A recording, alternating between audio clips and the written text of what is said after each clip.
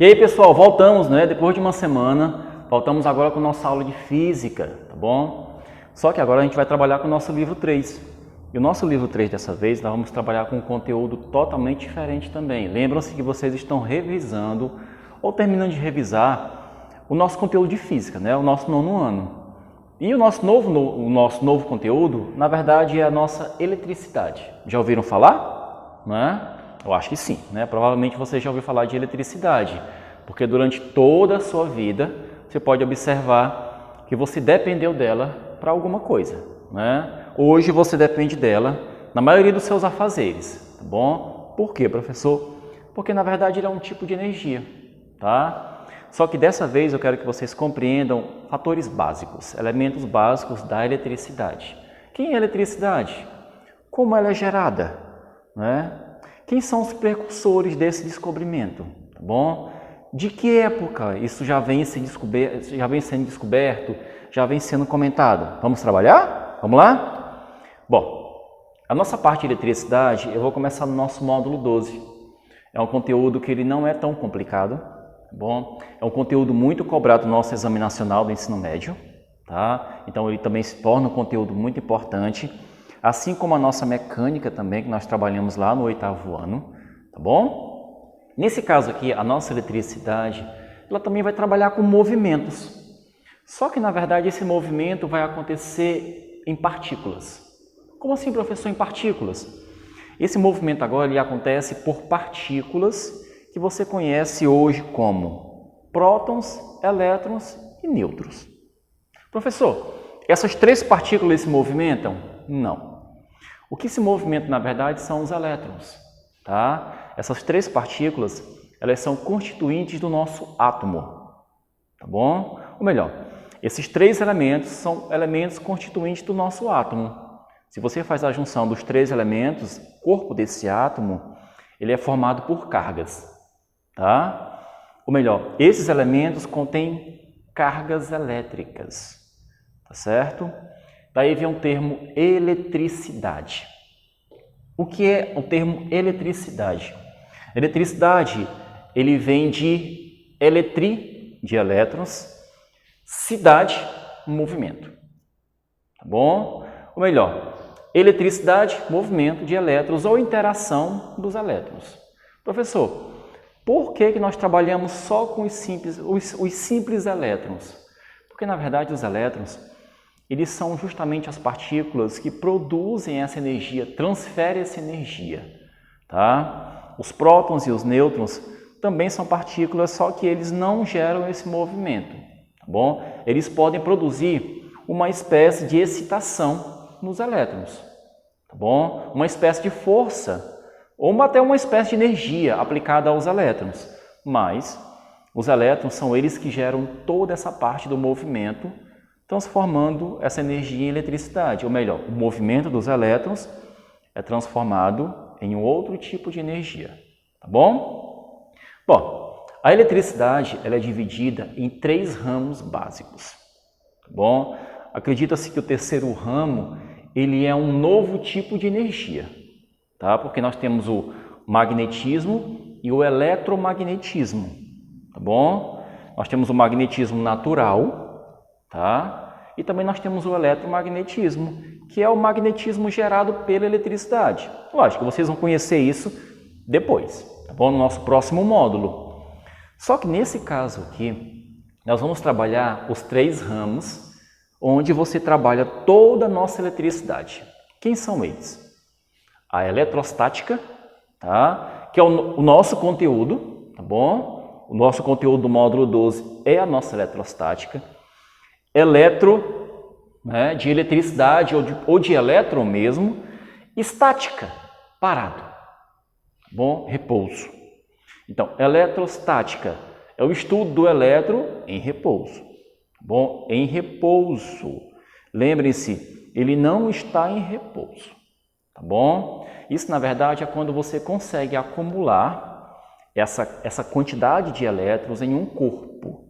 Então, quando acontece esse acúmulo de elétrons em um corpo, você gera uma carga elétrica, tá certo? Então, o nosso verdadeiro foco na eletrostática é a carga elétrica, é o acúmulo dessa energia elétrica, tá bom? Então, quanto mais elétrons você tem acumulados, mais carga elétrica você tem. Professor, tem como gerar carga elétrica com falta de elétrons? Tem, tá certo? Tem como gerar carga elétrica com falta de elétrons. Você chama de carga positiva, tá bom? Professor, como é que eu vou entender isso, essa questão de carga positiva e negativa? Já que os elétrons, tá, eles são negativos, eles produzem uma carga negativa. Por que nós temos uma carga positiva? Porque, na verdade, também nós teremos a falta desse elétron. Tá bom? Também não vamos gerar uma carga positiva, ok? Bom, na elerodinâmica nós temos a corrente elétrica. Professor, como assim? Na eletrodinâmica já está falando eletro, do próprio elétron, né, ou de eletricidade. Dinâmica. Dinâmica significa o quê? Movimento. Bom, ou melhor, é esses elétrons em movimento, tá? Ou melhor, é o transporte desses elétrons de um ponto para o outro, tá certo? Rapidamente. Quando você transporta esse elétron, você transporta a carga, gerando uma corrente elétrica, tá certo? Então, quando você gera essa corrente elétrica, você consegue produzir a nossa energia elétrica, tá? Todo aparelho elétrico que você conhece, que você utiliza, ele é abastecido por uma corrente elétrica. Ele é movimentado por uma corrente elétrica, tá? A simbologia da carga é a letra Q, tá bom? A simbologia da corrente elétrica é a letrinha I, que nós vamos trabalhar posteriormente, tá bom? E o magnetismo? O magnetismo, na verdade, é a interação entre elementos, tá? Entre elementos magnéticos, tá bom? Em si, a magnetita, tá? Que ela é um elemento natural. Então, a magnetita, ela já tem uma energia própria. Esse magnetismo aqui é a interação entre essas partículas. Ou melhor, é a interação de atração ou de repulsão entre essas partículas. Eu posso trabalhar com o magnetismo, tá? E esse magnetismo, ele consegue produzir um campo de atração ou de repulsão sobre os corpos, tá? Ou melhor, por exemplo, nosso campo magnético, que é o campo da Terra, ele é baseado nesse tipo de energia, tá? Em magnetismo. Nós temos um campo de repulsão e um campo de atração, tá bom? Nós temos os polos da Terra, que é o polo norte e o polo sul. Então, tudo isso é trabalhado com uma energia magnética, tá? Que também está incluído na nossa eletricidade, tá bom? Bom, para trabalharmos com eletricidade, são 3 ramos. Então, é um conteúdo curtinho, professor. Não, ele não é curto. Nossa eletrostática, ela é bem extensa. A nossa eletrodinâmica é mais extensa ainda, ok? Mas nós vamos trabalhar. Bom, para você entender como tudo isso aconteceu, nós temos Tales de Mileto. Tales de Mileto, ele foi um filósofo, tá bom? Que no século 6 a.C., tá? Na verdade, ele era um filósofo, ele filosofava, ele observava o comportamento dos elementos naturais, tá? E ele, esfregando uma pedra de âmbar no corpo de um animal, especificadamente de um cavalo, ele percebeu que o pelo desse animal começava a se atrair ou se repelir, tá bom? Assim como acontece quando você encosta certos objetos no seu braço, você sente uma certa energia, né, de atração, de repulsão. Por que isso acontece? Porque, na verdade, ele entendia que isso era um fenômeno natural, da natureza, né? Ele não entendia que sobre o corpo, tá, desse animal existiam partículas livres que eram chamados elétrons. Tá bom? Então, o que foi que aconteceu? 1.600 anos depois de Cristo, tá? Isso aqui é o quê? Isso aqui é quase 2.000 anos, tá bom? Um pouco mais de 2.000 anos depois de Tales. Você pode observar que aconteceu o quê? Você pode observar que esse estudo foi observado novamente, tá bom? Só que nós conseguimos trabalhar a questão dos elétrons, tá bom? Ou melhor, os físicos conseguiram estudar a questão do movimento dos elétrons no ano de 1600, tá? Eles já entendiam que ali nós tínhamos partículas e essas partículas interagiam entre si, ok? Nós temos Charles Auguste Coulomb, tá bom? Ele também foi um físico francês, tá? Ele também era um militar e ele também trabalhou essa questão do comportamento dessas partículas, ou melhor, o comportamento de um elétron e de um próton. Poxa, será que o elétron e o próton, será que eles têm algum comportamento quando você chega um próximo do outro? Não é? Com certeza. Os prótons e os elétrons, eles têm uma interação. Assim como dois prótons e dois elétrons também interagem. Ou melhor, Auguste Coulomb, ele estudou a força de atração e de repulsão entre essas partículas. Ou melhor, ele foi um físico que estudou a interação entre as partículas. Por exemplo, ele entendia que uma partícula positiva e uma partícula negativa, elas se atraíam, produzindo uma força de atração. Significa o quê? Que essa força de atração é uma interação, tá bom? Entre essas partículas. Já aqui, olha, você pode observar que se eu tiver dois prótons, essa interação vai ser uma repulsão. Por que vai ser uma repulsão? Porque eles são de mesma natureza. Ele observou que cargas iguais se repeliam, tá bom? De mesma natureza, elas não se encostavam. Por quê, professor? Porque, na verdade, produziam o mesmo tipo de campo, tá bom? Campo elétrico. Significa que eles não conseguiam se encostar. Ao contrário, eles se repeliam, tá? As únicas partículas que conseguiam interagir em uma atração eram partículas só que com campos contrários, com sinais contrários, não é? Nós tínhamos Robert Millikan também, a famosa experiência de Millikan. Millikan conseguiu descobrir a carga de um elétron, tá bom? Ou melhor, como ele conseguiu descobrir a carga de um elétron, isso foi uma descoberta revolucionária. Por quê? Porque, na verdade, a partir desse determinado momento, tá bom? O homem conseguiria trabalhar com uma carga exata, baseada na carga da quantidade de elétrons que tinha em um corpo. Ok? Então, nós conseguiríamos calcular a carga de um corpo, baseado na quantidade de elétrons livres que existiam nesse corpo. Tá bom? Bom, professor, como acontece toda essa interação entre os prótons e os elétrons, né? Você já deve ter trabalhado um pouquinho em química, essa questão da atomística, tá bom? Falando sobre os químicos, você pode observar que nós temos um químico, ele foi de fundamental importância em 1911. 1911, Ernest Rutherford, tá? Ele conseguiu definir um modelo atômico, que é o nosso modelo atômico definitivo, tá bom? Ele disse o quê? Ele disse que nós tínhamos um núcleo positivo, esse núcleo continha partículas positivas, tá? Dentro dele, e ao redor desse núcleo nós tínhamos partículas negativas, girando ao redor desse núcleo, tá bom? Então, o que acontece? Nós tínhamos um núcleo fechado, tá bom? Totalmente fechado. Para você fazer ideia, esse núcleo, ele não poderia ser quebrado, ser dividido, tá bom? Nós temos aqui um núcleo. Esse núcleo, ele contém dois tipos de partículas. Quem são essas partículas? Ela contém partículas positivas, tá bom? E partículas neutras. E ao redor desse núcleo, né?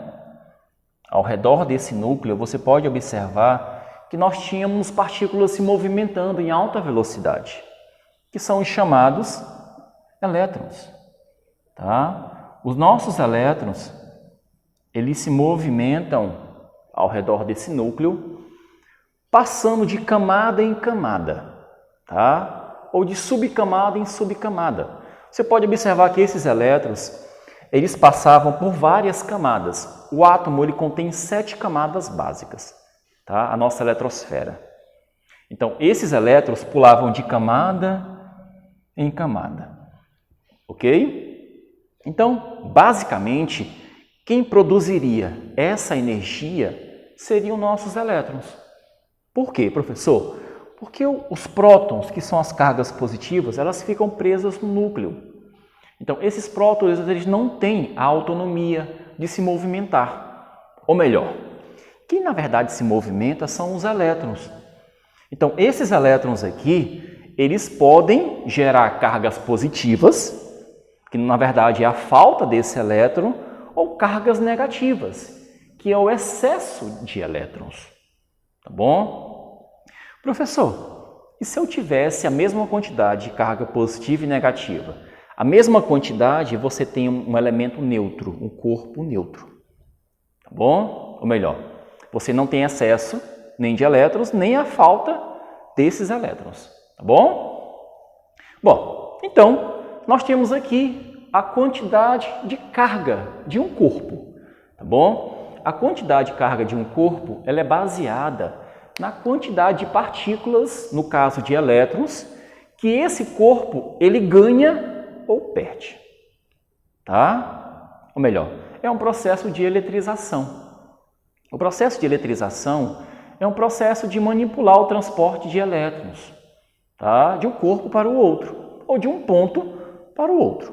Tá bom? Então, por exemplo, para você calcular a carga de um corpo, a carga elétrica de um corpo, você multiplica o número de elétrons, tá? Pela carga de um elétron. Lógico que essa carga foi descoberta por quem?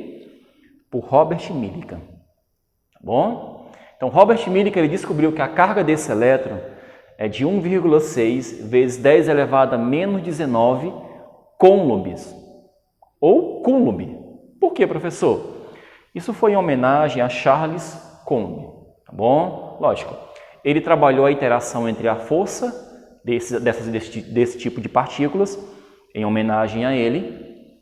A unidade de carga é em coulomb, a letra C maiúscula. Tá bom? Então, a carga de um único elétron é 1,6 vezes 10 elevado a menos 19. Lógico, essa carga ela pode ser o quê? Positiva ou pode ser negativa. Tá bom? Dependendo do excesso ou da falta desse elétron. Tá bom? Bom, um exemplo básico. Um exemplo básico. Nós temos aqui dois corpos. Lógico, esse corpo aqui, ele tem muita carga positiva, vários elementos positivos. Já esse corpo aqui tem muita carga negativa, não é? Já esse terceiro corpo que eu vou colocar para vocês, ele não tem nada. Ele não tem nada, ele tem sim. Bom, só que no corpo dele, ele vai ter a mesma quantidade de carga positiva e carga negativa. Então, aqui eu vou colocar carga positiva. Tá? Nós temos cargas positivas. Se você observar, eu coloquei 6 cargas positivas. Então, na verdade, eu também vou colocar 6 cargas negativas. Eu vou fazer uma mistura. Ok? Pronto, colocamos 6 cargas negativas. Bom, como eu posso classificar esses 3 corpos? O primeiro corpo, você observa que ele tem 10 prótons. Na verdade, esse primeiro corpo aqui, ele tem falta de 10 elétrons. Lembre-se, os prótons, eles não podem se movimentar, eles não têm autonomia, eles ficam presos onde? No núcleo. Então, esse núcleo aqui ele não oferece autonomia para esse próton. Então, quem vai se movimentar, na verdade, são os nossos elétrons, tá bom? Então, esse corpo aqui, ele está com falta de elétrons, tá? Então, aqui nós temos uma falta, é a chamada falta de elétrons. A falta de elétrons gera uma carga positiva, tá bom? Então, toda vez que você responde uma questão, se você calcula uma carga positiva, significa que esse corpo tem falta de elétrons, tá bom? Nesse caso aqui, como a carga é mais 10, ele está faltando 10 elétrons. Então, nós temos aqui uma perda de 10 elétrons, tá bom? No segundo exemplo, nós temos aqui uma carga de menos 10. Então, nesse corpo aqui, nós temos um excesso de elétrons.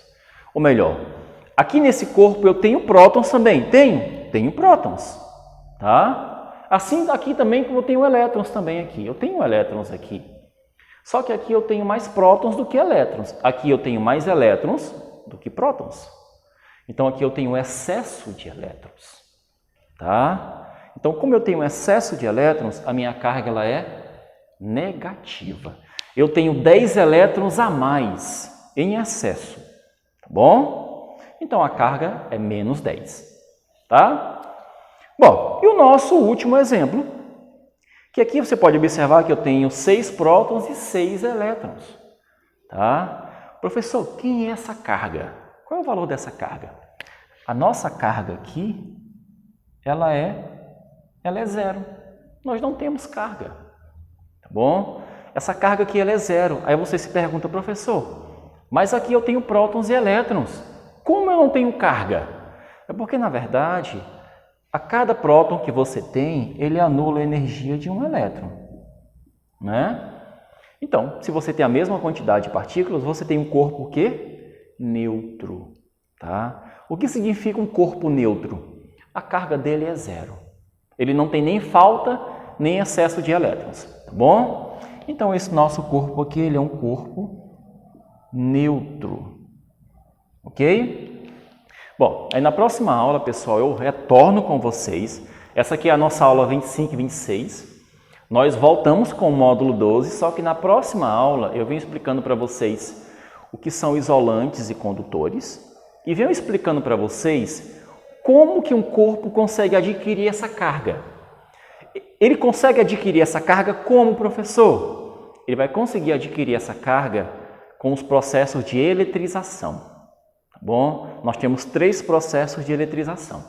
Então, nas nossas próximas aulas, eu retorno com vocês para que nós possamos trabalhar essa questão da aplicação da fórmula, a questão dos processos de eletrização. Vamos entender o que é um condutor, o que é um isolante, tá? Então, a nossa próxima aula, ela já vai ter um conteúdo a mais. Tá certo, pessoal? Então, um forte abraço e até a próxima aula.